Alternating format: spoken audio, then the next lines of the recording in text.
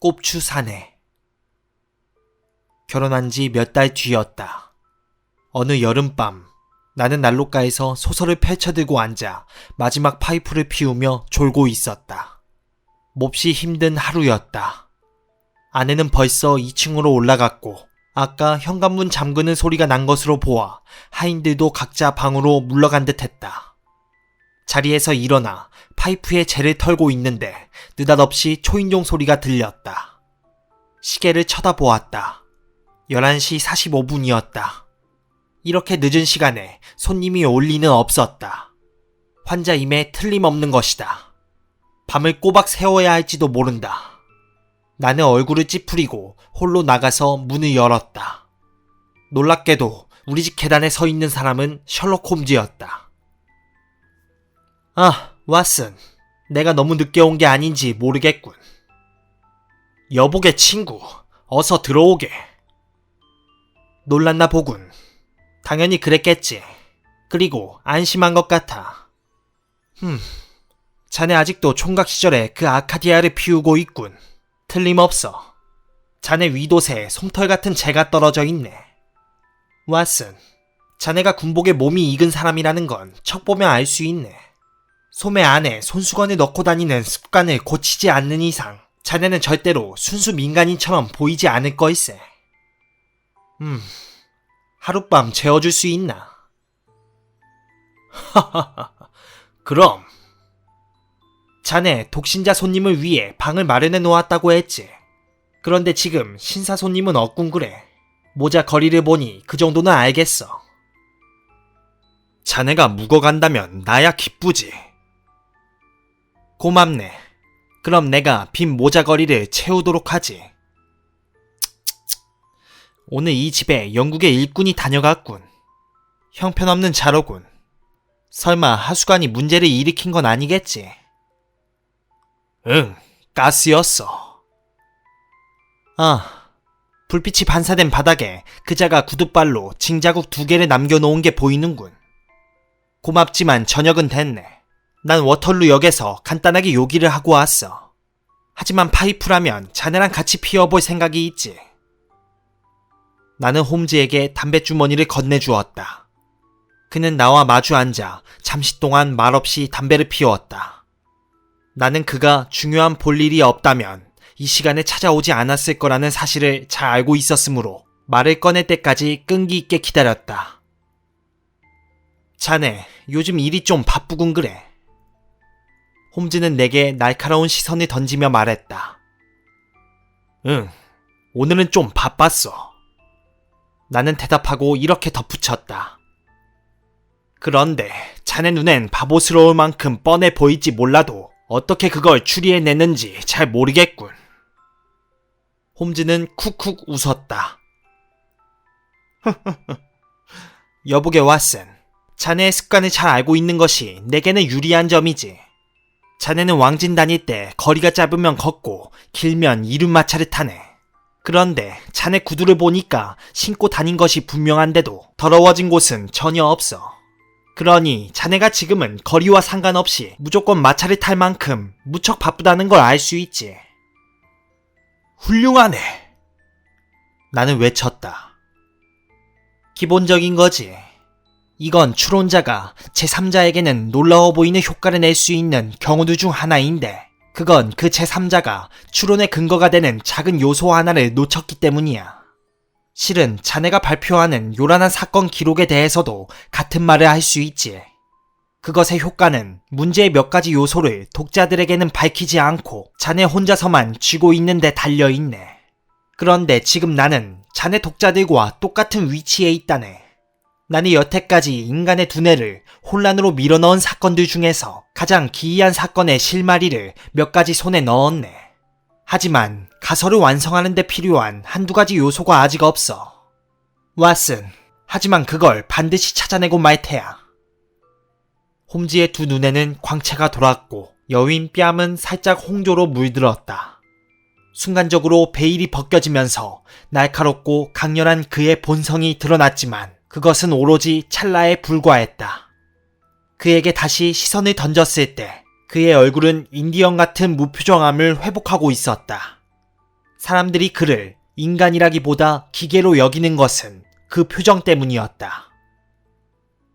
이번 사건에는 흥미로운 특징이 있다네. 어쩌면 예외적인 특징이라고 해야 할지도 모르겠군. 난 이미 사건 조사에 착수했는데 문제 해결이 멀지 않은 것 같기도 하네. 그런데 자네가 마지막 단계에 동행해 줄 수 있다면 큰 도움이 될 것 같아. 나야 좋지. 내일 올더쇼까지 갈 수 있겠나? 잭슨이 환자를 대신 봐줄 거야. 틀림없어. 잘 됐군. 워털루역에서 11시 10분 기차로 출발하면 좋겠는데. 시간은 넉넉하군. 그럼 자네가 졸리지 않다면 그동안 있었던 일과 앞으로 할 일에 대해 간단하게 얘기해 줌세. 사실 자네가 오기 전에 졸고 있었거든. 그런데 지금은 잠이 싹 달아났네. 하하하. 중요한 부분을 누락하지 않는 선에서 최대한 이야기를 압축해서 하겠네. 혹시 자네도 신문에서 봤을지 모르겠군. 지금 내가 수사하고 있는 사건은 올더숏 로열 몬스터 연대의 바클레이 대령 피살 사건이라네. 처음 들어보는데. 아직 전국적인 화제거리가 되지는 못했지. 사건이 발생한 지도 이틀밖에 안 되고 말일세. 간단하게 말하면 이렇다네. 자네도 알다시피 로열 몬스터 연대는 영국 육군 소속의 유명한 아일랜드 연대일세. 크림 전쟁과 인도의 세포위 항쟁 때 혁혁한 전과를 올렸고 그 다음부터 기회가 있을 때마다 용맹을 떨친 부대이지. 월요일 밤까지 그 부대를 지휘한 사람은 역전의 용사 제임스 바클레이였네. 바클레이 대령은 일개 사병으로 출발했지만 세포위 항쟁 때 용맹함을 인정받아 장교로 승진했지. 그러다가 자신이 과거에 머스키총을 잡았던 연대에서 지휘관으로 승진한 걸세. 바클레이 대령은 하사관이던 당시에 같은 부대에 군기 호위 상사를 지낸 사람의 딸과 결혼했네. 부인의 처녀적 이름은 낸시 드보이일세. 자네도 상상할 수 있겠지만 바클레이가 장교로 승진했을 때 당시 젊은 부부는 사교 생활에서 약간의 어려움을 겪었어. 하지만 두 사람은 빠른 속도로 새로운 환경에 적응했던 것 같아. 바클레이 대령도 동료 장교들과 좋은 관계를 유지했지만 부인 또한 연대 장교 부인들 사이에서 항상 인기가 높았다네. 한 가지 더 보태자면 부인은 보기 드문 미인일세. 결혼한 지 30년 이상 되는 지금도 여전히 여왕처럼 매혹적인 용모를 간직하고 있지. 바클레이 대령 부부는 한결같이 행복한 가정생활을 누렸던 것 같아. 나에게 이야기를 들려준 머피 소령의 말에 따르면 부부 사이에 어떤 갈등이 있다는 얘기는 들어본 적이 없다고 했네. 그리고 전체적으로 아내보다는 남편 쪽이 훨씬 더 상대에게 헌신적이었던 것 같다고 하더군. 바클레이 대령은 아내와 하루라도 떨어져 있으면 몹시 불안해했다네. 부인은 헌신적이고 충실한 아내이긴 했지만 유난스럽게 애정을 과시하는 편은 아니었다더군. 하지만 두 사람은 연대에서는 중년 부부의 모범으로 인정받았네. 부부의 관계에서 그 이후에 찾아온 비극을 예감하게 할 만한 요소는 전혀 없었던 거지. 바클레이 대령은 특이한 성격의 소유자였던 것 같아. 평소에는 당당하고 쾌활한 군인이었지만 상당히 폭력적이고 집요한 면모가 가끔씩 엿보였다네. 하지만 이러한 기질이 부인을 상대로 나타난 일은 전혀 없었던 것 같더군. 머피 소령은 또 바클레이 대령이 이따금 기묘한 우울증 같은 것에 빠졌던 일을 인상 깊게 기억하고 있네. 내가 만나본 장교 5명 중에서 3사람이 같은 얘기를 했지. 머피 소령의 말에 따르면 대령은 식당에서 다른 사람들과 어울려 떠들썩하게 농담하다가도 얼굴에서 웃음기가 싹 걷히는 일이 많았다네. 보이지 않는 손이 웃음을 걷어간 것처럼 말일세. 우울증이 며칠씩 계속됐다면 깊은 나락으로 빠져들곤 했지. 동료 장교들이 생각하는 대령의 특이한 성격에는 이것 말고는 다소 미신적인 기질이 있다는 것뿐일세. 대령은 혼자 있는 걸 꺼렸는데 특히 해가 진 다음에는 더했네. 그런데 유난히 남자다운 성격의 소유자가 이런 어린애 같은 기질을 드러냈기 때문에 자주 사람들의 입에 오르내렸다고 하더군. 로열 몬스터 연대 제1대대는 몇 년째 올더숏에 주둔하고 있네. 기혼 장교들은 부대 밖에서 생활하는데 대령은 그동안 북쪽 병영에서 800m쯤 떨어진 라신이라는 관사에서 살았네. 그 집의 대지는 꽤 넓지만 집 서쪽 면이 도로와 인접해 있네. 도로와 집 사이의 거리가 30m밖에 안 되지. 하인으로는 마부와 하녀 둘이 있네. 라신에는 이들 하인과 주인 부부만 살았지.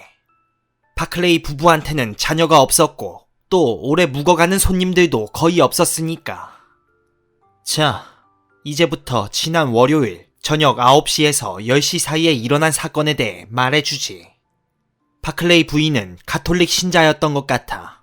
그리고 세인트 조지 조합의 활동에 관심이 많았는데 이 단체는 가난한 이들에게 헌옷을 나눠줄 목적으로 설립된 와트가 교회 관련 단체라네. 그날 저녁 8시에 조합 모임이 있었고 바클레이 부인은 그 모임에 가려고 서둘러 저녁 식사를 했네. 마부는 부인이 집을 나가면서 남편과 이야기하는 걸 들었는데 특별한 얘기는 없었고 모임이 오래 걸리지 않을 거라고 했다네. 그리고 부인은 옆집으로 가서 모리슨 양을 만나 같이 모임에 갔지. 모임은 40분 만에 끝났고 바클레이 부인은 모리슨 양과 함께 9시 15분에 집에 돌아왔네. 라신에는 주로 낮에만 거실로 사용되는 방이 있네. 이 방은 도로와 마주보고 있고 커다란 접이식 유리 창문이 있네.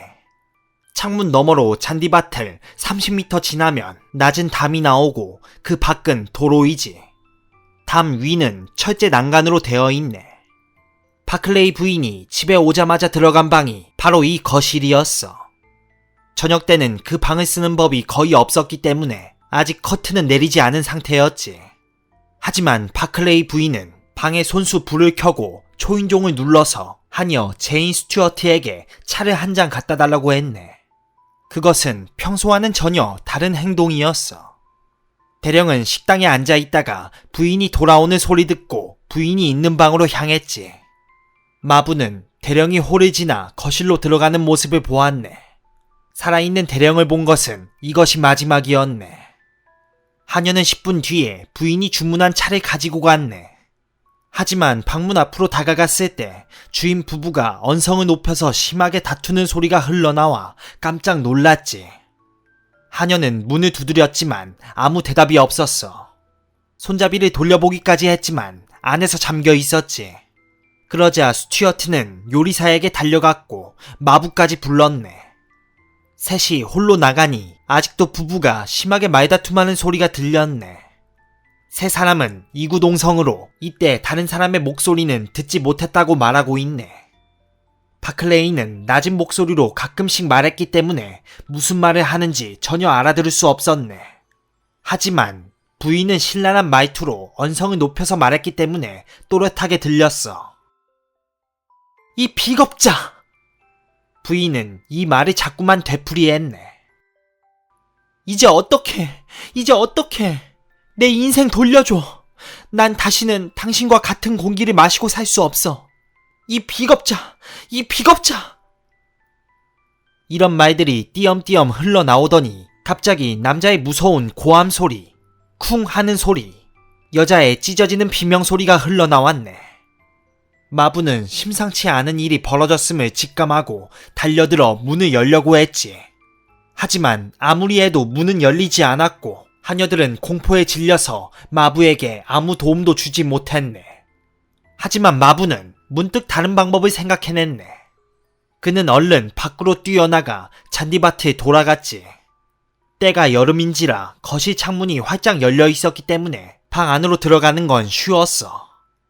여주인은 비명을 그치고 의식불명 상태로 긴 의자에 쓰러져 있었지. 불운한 주인은 다리는 안락의자 팔걸이에 걸치고 머리는 난로막 모서리 근처에 누인 채 숨져 있었네. 바닥에는 유혈이 낭자했고 주인이 이미 숨이 끊어져 있는 걸 보고 마부는 우선 방문을 열어야겠다고 생각했네. 하지만 여기서 전혀 예상치 못한 난간에 부딪혔지. 열쇠가 방문에 꽂혀있지 않았을 뿐 아니라 방 안을 아무리 둘러봐도 열쇠를 찾을 수 없었네. 마부는 할 수 없이 다시 창문으로 나가서 경찰과 의사를 불러왔지. 당연히 부인이 가장 유력한 용의자로 떠올랐지만 여전히 의식불명 상태였네. 경찰은 부인을 다른 방으로 옮기고 대령의 시신을 소파 위로 옮겨놓은 다음 비극이 벌어진 현장을 철저하게 조사했네. 불운한 용사는 후두부가 5cm가량 찢어져 있었는데 상처 모양이 불규칙한 것으로 보아 둔기로 심하게 얻어맞은 것이 분명했지. 흉기가 어떤 것이었는지는 짐작하는 것은 어렵지 않았네. 시신 가까이에 뼈 손잡이가 달린 특이한 모양의 나무 곤봉이 떨어져 있었으니까 그것은 단단한 나무에 조각을 새긴 곤봉이었어. 해외 전투에 참전한 경험이 많은 대령은 여러 나라의 무기를 소장하고 있었는데 경찰은 그 곤봉이 대령의 수집품 중 하나라고 추정하고 있네. 하인들은 집안에서 그런 무기를 본 적이 없다고 했지만 수많은 골동품 속에 묻혀 있었을 수도 있지. 경찰은 그것 말고는 방 안에서 별다른 물건을 찾아내지 못했네. 그런데 한 가지 설명되지 않은 사실이 있어. 바클레이 부인이나 시신, 그리고 방 어디에서도 없어진 열쇠가 나오지 않는 것일세. 그래서 방문을 열기 위해 결국 올도숏의 열쇠 장인을 불러야 했지. 왓슨, 지금까지 얘기한 것이 내가 머피 소령의 요청으로 경찰 수사를 지원하기 위해 올더숏에 내려갔을 때의 상황이었네. 그게 화요일 오전이었지. 자네도 벌써 이 사건에 흥미를 느끼고 있을 걸세. 하지만 나는 사건 조사에 착수하자 이번 일이 보기보다 훨씬 기이하다는 걸 곧 깨달았네. 거실을 조사하기 전에 하인들을 한 사람씩 만나보았네. 하지만 이미 알고 있는 것 외에 새로운 얘기는 듣지 못했어. 한 가지, 하녀 제인 스튜어트가 기억해낸 흥미로운 사실이 있지. 하녀가 차를 들고 거실로 갔다가 싸우는 소리 듣고 다른 하인들에게 달려갔다는 얘기를 기억할 걸세. 그런데 처음에 스튜어트가 거기 갔을 때는 주인 부부가 나직하게 이야기하고 있었기 때문에 무슨 말인지 거의 안 들렸네. 그때 하녀는 부부의 말보다는 말투 때문에 둘이 싸우고 있다고 판단했지. 그런데 내가 자꾸 체근하자 스튜어트는 부인이 데이비드라는 이름을 2번 말한 걸 기억해냈네. 그것은 부부가 갑자기 다툰 이유를 추측하는데 대단히 중요한 단서가 되지. 자네도 알겠지만 대령의 이름은 제임스 아닌가? 이번 사건에서 하인들과 경찰 양자에게 지울 수 없는 인상을 남긴 점이 하나 있네. 그것은 대령의 일그러진 얼굴이었어. 사람들의 설명에 따르면 그것은 두려움과 공포가 뒤섞인 무서운 얼굴이었는데 인간이 어떻게 저런 표정을 지을 수 있을까 싶을 정도였다네. 그 얼굴을 본 것만으로도 기절에 넘어진 사람이 한둘이 아니었으니 얼마나 끔찍했는지 알겠지. 대령은 자신의 운명을 예감했던 것이 분명하네. 그 때문에 무한한 공포심을 느낀 것이겠지. 대령은 아내가 자신을 죽이러 달려드는 걸 보았을 수도 있으니까. 또 그가 아내의 공격을 피하기 위해 돌아섰을 수도 있으니 후두부의 상처가 경찰의 가설과 치명적으로 모순되는 것도 아니지. 부인에게선 어떤 얘기도 들을 수 없었네. 부인은 지금 급성 내막염 때문에 일시적인 창난 상태에 빠져 있지. 그날 저녁에 바클레이 부인과 함께 외출한 모리슨 양은 부인의 기분이 갑자기 언짢아진 것에 대해 전혀 아는 바가 없다고 진술했네. 이것은 경찰을 통해 전해 들은 얘기지. 왓슨, 나는 이런 사실을 수집한 뒤에 파이프를 피우면서 핵심적인 사실과 우연한 사실을 나눠보았네. 이 사건에서 가장 의미심장한 대목이 바로 방문 열쇠가 없어진 일이라는 데는 의문의 여지가 없었지. 방 안을 샅샅이 뒤져봤지만 열쇠는 나오지 않았어. 그러니 누군가 방에서 열쇠를 가지고 나간 게 틀림없지. 하지만 대령도 대령의 아내도 열쇠를 갖고 나갈 수는 없었네. 그것은 뻔한 사실이었지. 따라서 제3의 인물이 방에 들어왔었다는 결론을 내릴 수밖에 없는 것일세. 그런데 그 제3의 인물이 들어올 수 있는 길은 창문뿐이었어. 내 느낌엔 방 안과 잔디밭을 철저하게 조사하면 수수께끼에 인물이 남겨놓은 흔적을 찾아낼 수 있을 것 같았지. 왓슨, 자네도 내 방법을 알고 있지. 나는 그 조사에서 내가 알고 있는 방법을 전부 동원했네. 결국 발자국을 발견했어. 하지만 그것은 내 예상과는 전혀 다른 것이었지. 한 사내가 도로에 있다가 잔디밭을 가로질러 방에 들어왔어.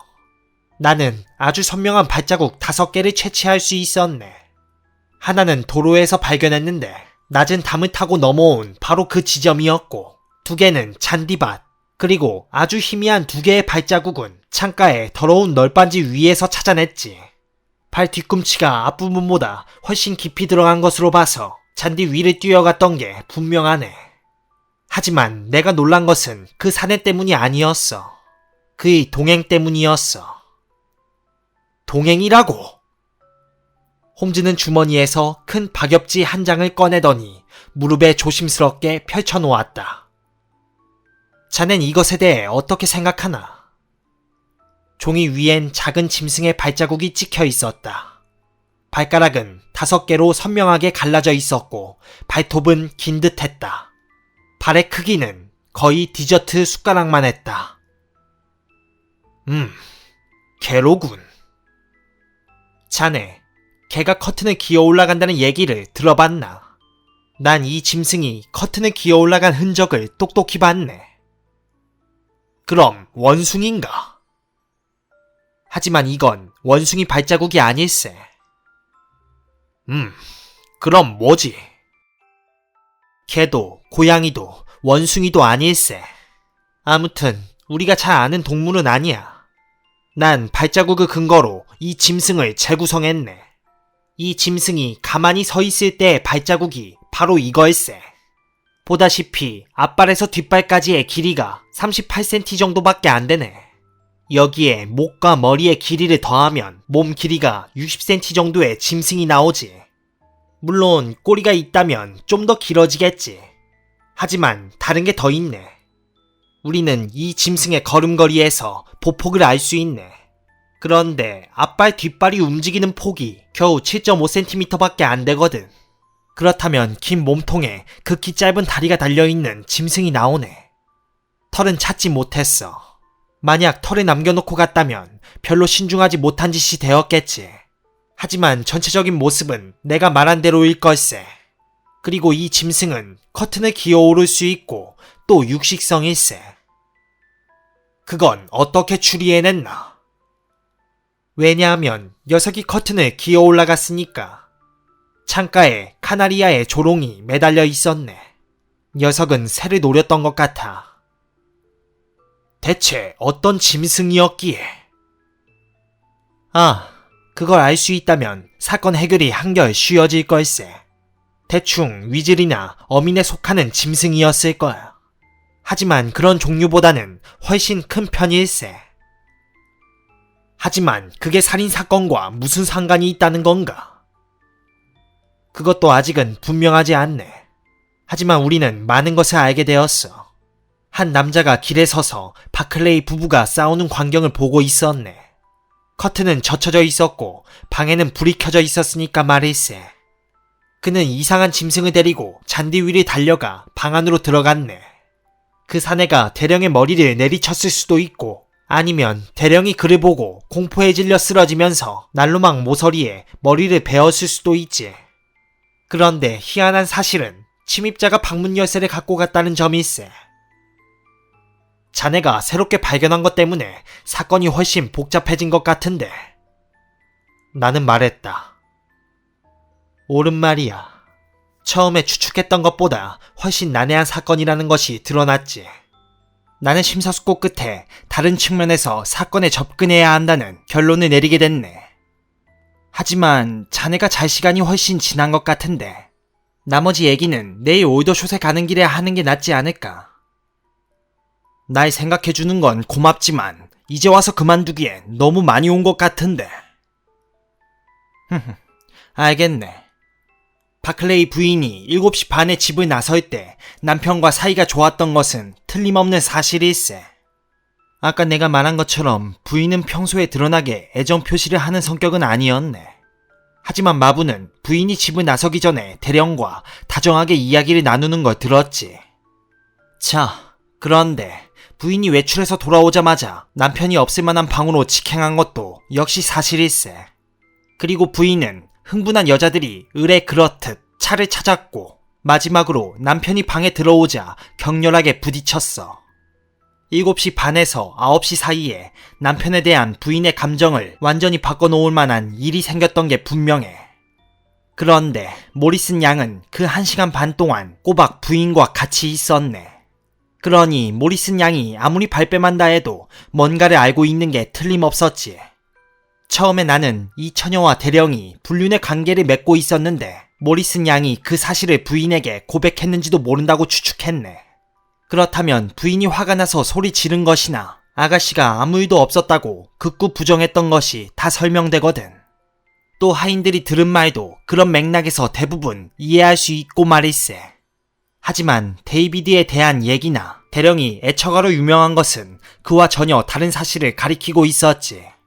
게다가 제3의 인물이 침입했다는 명백한 증거가 있었네. 물론 그 남자가 침입한 다음에는 앞서와 전혀 다른 상황이 전개되었을 걸세. 판단을 내리는 건 쉽지 않았지만 나는 대령과 모리슨 양 사이에 뭔가가 있었다는 생각을 버리기로 했네. 하지만 바클레이 부인이 남편에게 증오심을 품게 된 이유를 모리슨 양은 알고 있을 거라는 확신은 더욱 강해졌네. 그래서 전공법을 취하기로 하고 모리슨 양을 찾아가서 당신이 진실을 감추고 있다는 걸 잘 알고 있다면서 만약 사실이 밝혀지지 않는다면 당신의 친구 바클레이 부인은 살인죄로 법정에 서게 될지도 모른다고 단도직입적으로 말했네. 모리슨 양은 금발머리에 겁 많은 눈동자를 가진 호리호리한 아가씨였어. 하지만 상식과 분별이 부족한 여성은 아니었지. 아가씨는 내 말을 듣고 잠시 생각에 잠기더니 결심한 듯 단호한 태도로 나를 바라보았네. 그리고 대단히 흥미로운 이야기를 털어놓았지. 저는 그 일에 대해 입을 다물겠다고 부인과 약속했답니다. 그리고 약속은 약속이니까요. 모리슨 양은 말했네. 하지만 제 친구는 그렇게 무서운 혐의를 받고 있으면서도 가엾게도 병 때문에 아무 말도 하지 못하고 있어요. 그러니 아무리 약속을 했더라도 제가 나서서 돕는 것이 도리겠죠. 월요일 저녁 때 있었던 일에 대해 다 말씀드리겠어요. 우리는 8시 45분경에 모임에서 돌아오고 있었습니다. 우린 허드슨가를 지나야 했는데 그곳은 아주 한적한 도로랍니다. 길에는 왼쪽으로 가로등이 하나뿐이죠. 그런데 우리가 그 가로등을 향해 걷고 있는데 등이 잔뜩 굽은 남자가 이쪽으로 오고 있었습니다. 그 남자는 무슨 상자 같은 걸 어깨에 메고 있었죠. 고개를 숙인 모습이나 걸을 때 무릎이 구부러지는 것으로 보아 꼭 불구자처럼 보였습니다. 옆을 지날 때 그 남자는 고개를 들고 우리 쳐다보았습니다. 우린 때마침 가로등 불빛 속을 지나가고 있었죠. 그런데 그 남자가 갑자기 걸음을 멈추더니 무서운 목소리로 비명을 지르다시피 했어요. 이게 누구야? 낸시 아냐? 바클레이 부인은 죽은 사람처럼 하얗게 질렸고 그 끔찍한 몰골의 남자가 잡아주지 않았다면 쓰러지고 말았을 거예요. 저는 경찰을 부르려고 했지만 놀랍게도 부인은 그 사람한테 아주 정중하게 대답해 주었어요. 헨리, 난 지난 30년간 당신이 죽은 줄 알고 있었어요. 부인은 떨리는 목소리로 말했죠. 죽은 거나 다름없었소. 그 남자는 가슴을 후벼내는 듯한 말투로 대답했습니다. 저는 그 무섭기 짝이 없는 시커먼 얼굴과 번뜩이는 눈빛을 꿈에서 자주 본답니다. 그의 머리카락과 구렛나룻은 반백이었고 얼굴은 시든 사과처럼 쭈글쭈글하게 주름져 있었어요. 예, 저 앞에서 기다려주겠니? 바클레이 부인이 말했어요. 난 이분과 할 얘기가 있단다. 걱정할 건 없어. 부인은 씩씩하게 말하려고 했지만 입술이 떨려서 말이 잘 안 나왔고 얼굴은 아직도 죽은 사람처럼 창백했습니다. 저는 부인의 말대로 했습니다. 두 사람은 몇 분 동안 이야기를 나눴죠. 그리고 부인은 번쩍거리는 눈을 하고 이쪽으로 왔습니다. 저는 그 불구자가 가로등 옆에 서서 꼭 미친 사람처럼 주먹을 불끈 쥐고 흔들어대는 모습을 보았어요. 부인은 우리 집 앞에 올 때까지 한마디도 하지 않았죠. 그러더니 제 손을 꼭 붙잡고 좀 전에 있었던 일에 대해 아무에게도 말하지 말라고 부탁했습니다. 옛날에 알던 사람인데 이제 보니 형편없는 신세가 되었구나. 부인은 그렇게 말했죠. 제가 아무에게도 말하지 않겠다고 약속하자 부인은 제게 키스해 주었어요. 부인을 본 건 그게 마지막이었습니다. 저는 지금 알고 있는 사실을 전부 다 털어놓았어요. 경찰에 그 얘기를 하지 않은 건 그때는 사랑하는 친구가 어떤 위험에 처해 있는지 깨닫지 못했기 때문이었습니다. 하지만 이제는 모든 사실을 다 밝히는 것이 부인을 위하는 길이라는 걸 알겠어요. 왓슨, 모리슨 양이 들려준 이야기는 이와 같았네. 그 얘기를 듣자 캄캄한 밤에 한 점 불빛을 본 심정이었지. 자네도 내 마음을 이해할 수 있을 걸세. 혼란스럽기만 하던 것들이 곧 제자리를 찾기 시작했고 사건의 전체적인 맥락이 어렴풋이 이해되었네. 다음 단계는 바클레이 부인에게 그렇게 큰 충격을 준 인물을 찾아내는 것이었지. 그가 만약 아직도 올도숏에 있다면 그건 별로 어려운 일이 아니었네. 민간인이 별로 많지 않은 곳에서 더구나 불구자라면 사람들의 이목을 끌 테니까 말일세. 나는 꼬박 하루를 찾아다니다가 저녁 때, 바로 오늘 저녁이지, 드디어 그를 찾아냈다네. 사내의 이름은 헨리 우드. 숙녀들과 마주친 바로 그 거리에 하숙집에서 살고 있었네. 그곳에 온 지는 닷새밖에 안 됐어. 나는 등기소 직원으로 가장하고 하숙집에 찾아가 여주인과 흥미로운 대화를 나누었다네. 그 사람의 직업은 마술사 겸 고개사일세. 밤마다 영내 매점을 돌아다니며 간단한 공연을 하지. 그는 이상한 동물을 상자에 넣어가지고 다니는데 하숙집 여주인은 생전 처음 보는 짐승이라 상당히 무서워하는 것 같더군. 그 짐승을 데리고 무슨 마술인가를 한다네. 하숙집 주인이 알고 있는 것은 이 정도였어. 그 밖에 몸이 얼마나 휘었는지를 보면 그렇게 사는 것이 용하다는 둥, 가끔 이상한 외국어를 쓴다는 둥, 그리고 지난 이틀 동안 밤마다 방에서 신음소리와 흐느낌 소리가 새어나왔다는 둥에 얘기가 더 있었네. 또 셈은 분명하지만 방세로 지불한 돈 중에서 이상하게 생긴 플로린 은하가 섞여 있었다는 얘기를 하더군. 부인은 그 돈을 보여주었다네. 여보게, 그건 인도의 루피화였어. 그러니 이제 자네도 우리가 어떤 상황에 있고 내가 왜 자네를 찾아왔는지 알겠지? 그 사내는 숙녀들과 헤어진 다음에 몰래 뒤를 따라간 것임에 틀림없네. 그는 창문을 통해 부부가 싸우는 걸 보고 방 안으로 뛰어들었을 거야. 그때 상자 속에서 짐승이 빠져나왔겠지. 여기까지는 명백하네. 하지만 그 방에서 어떤 일이 있었는지 정확하게 말해줄 수 있는 사람은 이 세상에서 오직 그뿐일세. 그럼 그 사람한테 직접 물어보려고. 아무렴. 하지만 증인이 있어야 해. 그럼 내가 증인인가? 자네가 동행해준다면 만사 걱정 없지. 하지만 거절한다면 영장을 발부받는 수밖에 다른 도리가 없네. 그 사람이 거길 떠나고 없으면 어떻게 하지? 염려 말게. 미리 조치를 취해 놓았네. 베이커가의 아이 하나를 그리로 보내서 그 사람이 어딜 가든 바짝 붙어 다니라고 했지. 왓슨, 우리 내일 허드슨가에서 그를 만날 수 있을 걸세. 그나저나 더 이상 자네를 재우지 않으면 내가 범죄자가 될 것 같네 그려. 우리가 비극의 현장에 도착한 것은 다음날 정오 무렵이었다. 홈즈는 곧 허드슨가로 나를 안내했다. 벗은 자신의 감정을 숨길 줄 아는 사람이었지만 그래도 그가 흥분 상태에 있다는 건 쉽게 알 수 있었다. 홈즈의 조사에 참여할 때마다 항상 그랬던 것처럼 짜릿한 쾌감이 느껴졌다. 그것은 반은 모험이고 반은 지적인 활동에서 느껴지는 기쁨이었다. 여기가 바로 허드슨가라네. 단조로운 2층 벽돌 주택이 들어선 짧은 거리로 접어들면서 홈즈가 말했다. 아, 여기 심슨이 보고하러 왔군.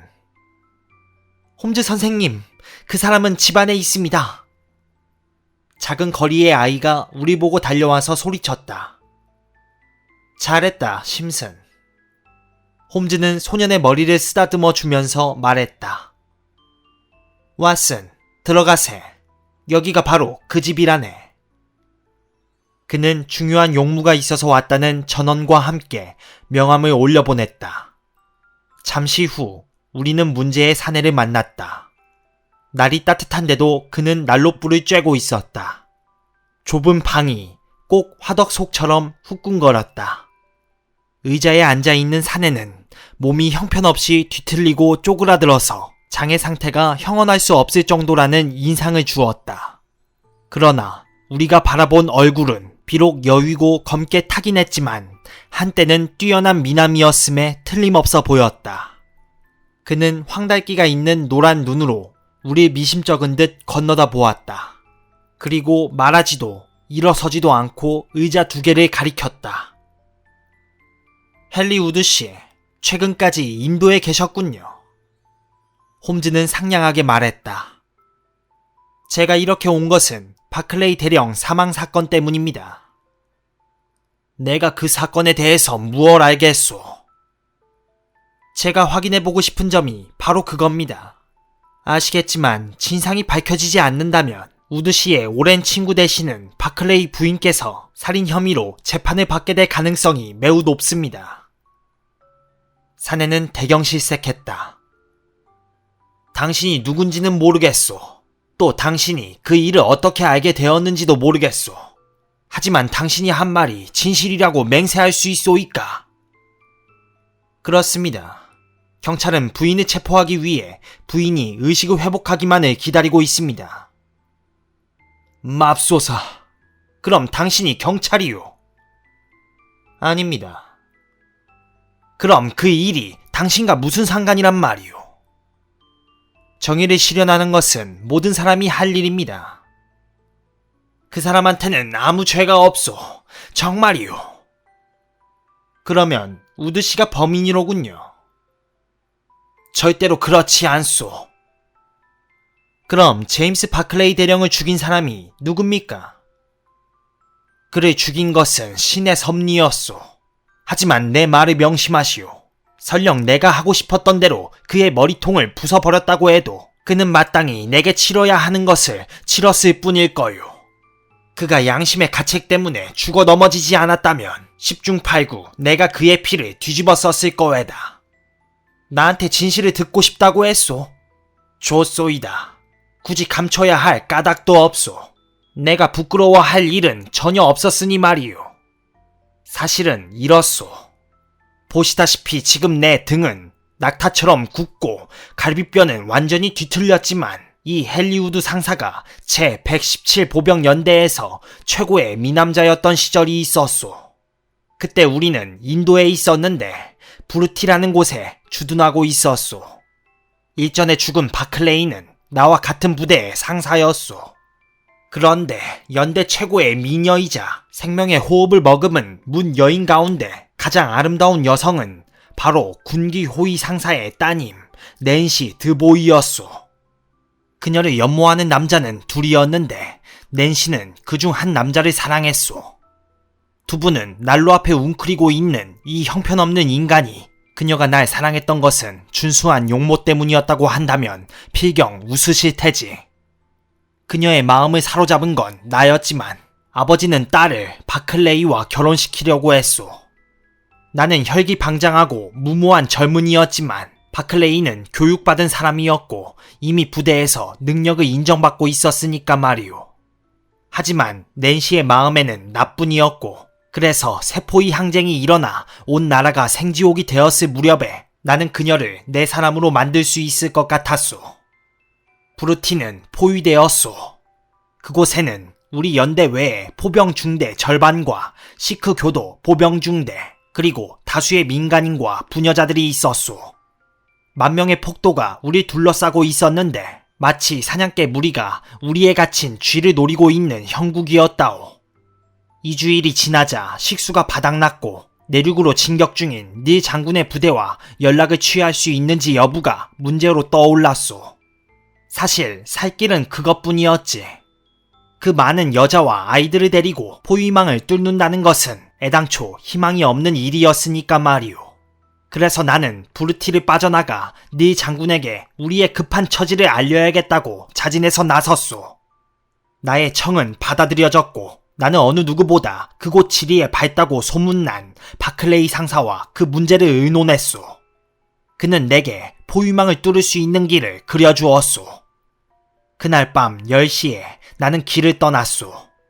구해야 할 인명은 1000여 명이나 되었지만 그날 밤 장벽 너머로 내려설 때 내 마음속에 있던 이는 오직 한 사람뿐이었소. 나는 바싹 말라버린 수로 바닥을 따라 가기로 되어 있었소. 그렇게 하면 적의 감시망을 피할 수 있을 거라고 생각했던 거요. 그런데 바닥에 엎드려서 모퉁이를 돌자마자 나는 적의 소나기에 떨어져 버렸소. 6놈이 매복한 채 어둠 속에서 나를 기다리고 있었소이다. 나는 기습적으로 머리를 얻어맞아 기절했고 손발을 결박당했소.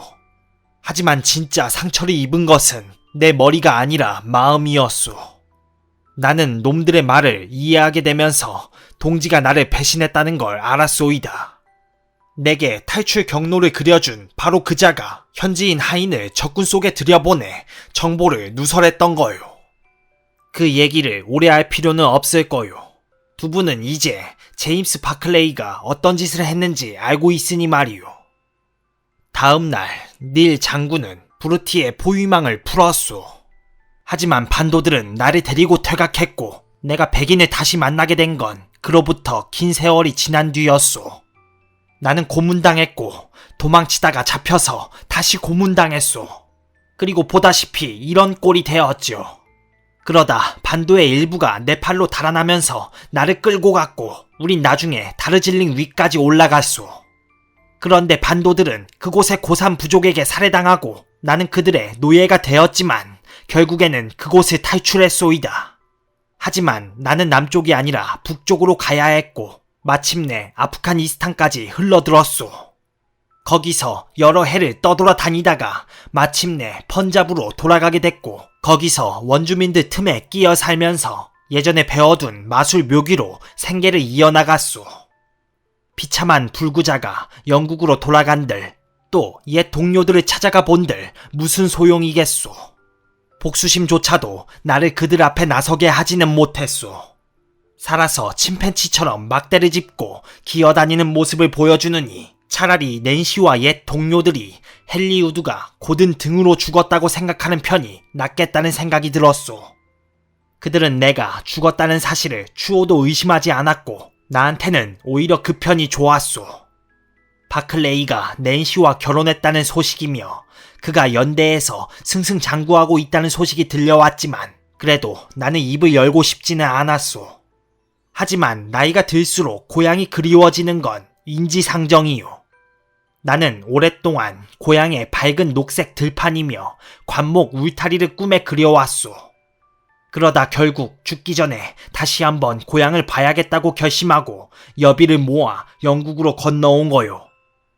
내가 군부대 근처로 온 것은 군인들의 습성뿐 아니라 그들을 웃기는 법까지 잘 알고 있어서 벌어먹기가 수월했기 때문이요. 정말 흥미로운 얘기로군요. 셜록 홈즈는 말했다. 저는 우드 씨와 바클레이 부인이 만난 얘기를 벌써 들었습니다. 두 분 다 서로를 알아봤다고 하더군요. 그럼 당신은 제가 짐작한 대로 부인의 집까지 따라갔고 창문 너머로 부부가 다투는 광경을 보셨겠군요. 부인은 그때 틀림없이 남편의 행동을 비난하고 있었겠죠. 그걸 보고 당신은 감정에 못 이겨 방 안으로 뛰어들었고요. 그랬소. 그런데 바클레이는 나를 보더니 인간의 얼굴에서 한 번도 본 적이 없는 표정을 하고 쓰러지면서 난로망에 머리를 부딪혔소. 하지만 그는 쓰러지기 전에 이미 죽었소이다. 나는 벽난로 위에 걸린 성구를 읽듯이 그의 얼굴에서 똑똑히 죽음을 읽어냈더랬소. 그가 나를 쳐다보았을 때 총알 하나가 죄책감으로 가득 찬 심장을 관통한 거였소. 그 다음에는 그러자 낸시는 기절했소. 나는 문을 열고 도움을 청할 생각으로 낸시의 손에서 방문 열쇠를 빼냈소. 하지만 문득 그냥 놔두고 달아나는 게 좋겠다는 생각이 들었소이다. 사태가 나한테 극히 불리할 것 같았고 어쨌든 붙잡히면 내 비밀이 드러날 테니까 말이오. 그래서 서두르다가 열쇠를 주머니에 집어넣었고 커튼 위로 올라간 테디란 녀석을 뒤쫓다가 지팡이를 떨어뜨렸소. 나는 녀석을 잡아서 도로 상자에 집어넣고 최대한 빨리 도망쳤소. 테디가 누구죠? 홈즈가 물었다. 사내는 구석에 놓인 짐승 우리의 문을 열었다. 순식간에 아름다운 젓갈색 짐승 하나가 튀어나왔다. 날렵하고 유연한 몸에 족제비같이 생긴 다리, 길고 뾰족한 코, 빨간 눈은 내가 본 그 어느 짐승의 눈보다 더 아름다웠다. 이건 몽구스로군. 나는 외쳤다. 그렇소. 어떤 사람은 그렇게 부르고 또 어떤 사람은 이집트 몽구스라고 하오. 나는 이 녀석들을 땅꾼이라고 부르오. 우리 테디가 코브라를 덮치는 걸 보면 얼마나 빠른지 모른다오. 나는 독리를 뺀 코브라를 한 마리 가져왔는데 테디는 밤마다 그 녀석을 덮쳐서 영내 매점의 사병들을 즐겁게 해주고 있소. 그 밖에 다른 할 말은 만약에 바클레이 부인이 나중에 곤란한 처지가 되면 우린 우드 씨에게 다시 연락할 수밖에 없습니다. 물론이요. 그런 일이 생긴다면 내가 나서겠소. 하지만 그렇지 않다면 대령이 과거에 흉악한 짓을 저지르긴 했지만 그것을 낱낱이 들춰낼 필요는 없을 겁니다. 그래도 고인이 지난 30년 동안 지독한 양심의 가책에 시달려왔다는 걸 알게 됐으니 그것으로나마 위로를 삼으셔야겠군요. 아, 저기 길 건너편에 머피 소룡이 지나가는군. 우드씨, 그럼 안녕히. 그 사이에 무슨 일이 없었는지 알아봐야겠습니다. 우리는 소령이 길 모퉁이를 돌아가기 전에 따라잡았다. 아, 홈즈. 소령이 말했다. 그동안 헛수고를 한 셈이 됐다는 얘기를 들으셨겠지. 그게 무슨 말이요? 심리가 방금 끝났소. 부검의의 증언에 따르면 대령의 사인은 뇌졸중이라고 하오. 알고 보니 아주 단순한 사건이었지 뭐요. 정말 아무것도 아니었군요. 홈즈는 빙그레 웃으며 말했다. 가세 왓슨, 우리가 더 이상 올더숏에 있을 필요가 없겠어. 그런데 한 가지 문제가 남아있네. 역을 향해 걷는 동안 나는 말했다. 대령의 이름은 제임스였고 밖에서 침입한 남자는 헨리였네. 그렇다면 데이비드에 대한 얘기는 뭐지? 여보게, 자네가 즐겨 묘사하듯이 내게 그렇게 완벽한 추리 능력이 있다면 나는 데이비드라는 이름을 듣자마자 사건 전체를 꿰뚫어 봤을 거야. 그것은 분명히 비난의 말이었네. 비난의 말? 응, 자네도 알다시피 데이비드는 가끔 잘못을 저질렀네. 그리고 한 번은 제임스 바클레이와 똑같은 죄를 지었지. 자네도 우리아와 밧세바의 일 기억하지? 내 성경 지식이 약간 녹슬기는 했지만 아마 사무엘 전서나 후서를 찾아보면 그 얘기가 나올 걸세.